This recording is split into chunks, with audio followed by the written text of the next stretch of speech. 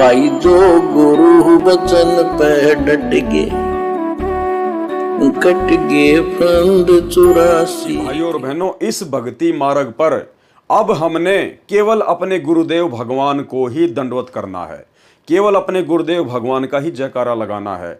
इसके अलावा हमने, चाहे हम इसको भगवान मानते हैं, दाढ़ी मूंछ वाले को, हमने इनको महत्व नहीं देना।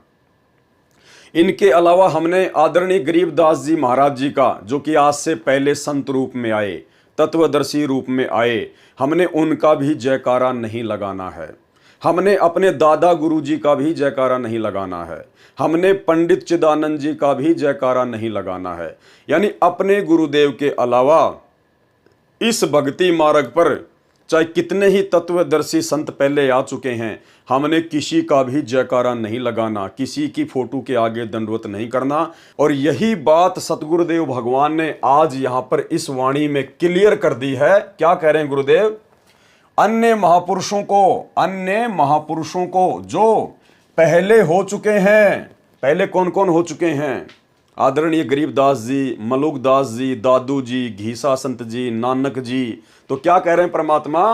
अन्य महापुरुषों को जो पहले हो चुके हैं तथा भविष्य में परमार्थ के लिए जन्म लेंगे, उन सबको क्या करना है? दंडवत प्रणाम नहीं करना, उन सबको प्रणाम शीश झुकाकर नमन करना है, केवल हाथ जोड़कर नमस्कार ही करना है। ये आदेश है गुरुदेव भगवान का, भक्ति विधान है।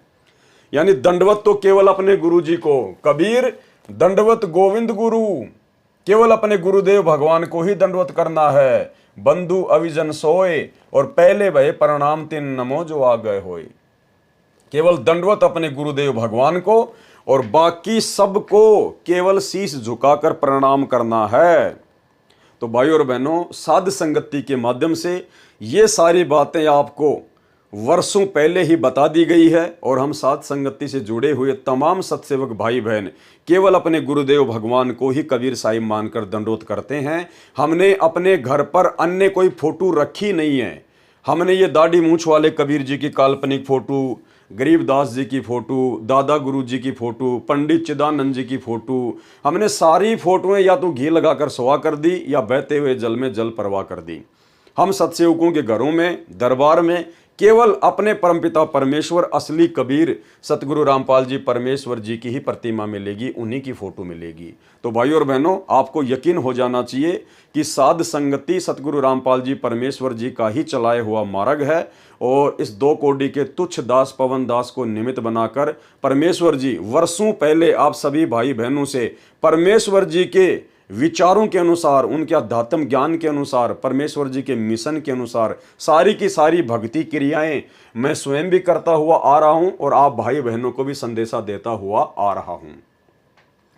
तो भाइयों और बहनों, ये गुरुदेव के अंग की ये प्रथम चौपाई और इसमें 2 जबरदस्त गूढ़ रहस्य जो हमने गांठ बांध लेनी है कि दंडवत प्रणाम इस भक्ति मार्ग में पूरी सृष्टि में केवल अपने गुरुदेव भगवान को, और इनके अलावा बाकी जितने भी महापुरुष हैं जो पहले हो चुके हैं या आगे कोई आएगा, देखो आगे कौन आएगा, क्या करेगा, हमें क्या लेना देना। हम तो इसी जन्म में परमात्मा के रहते सहते सतलोक जानने की पूरी कोशिश करेंगे।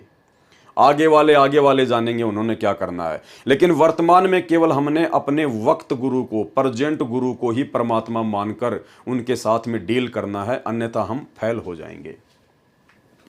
अन्य महापुरुषों को जो पहले हो चुके हैं तथा भविष्य में परमार्थ के लिए जन्म लेंगे, उन सबको प्रणाम शीश झुकाकर नमन कीजिए।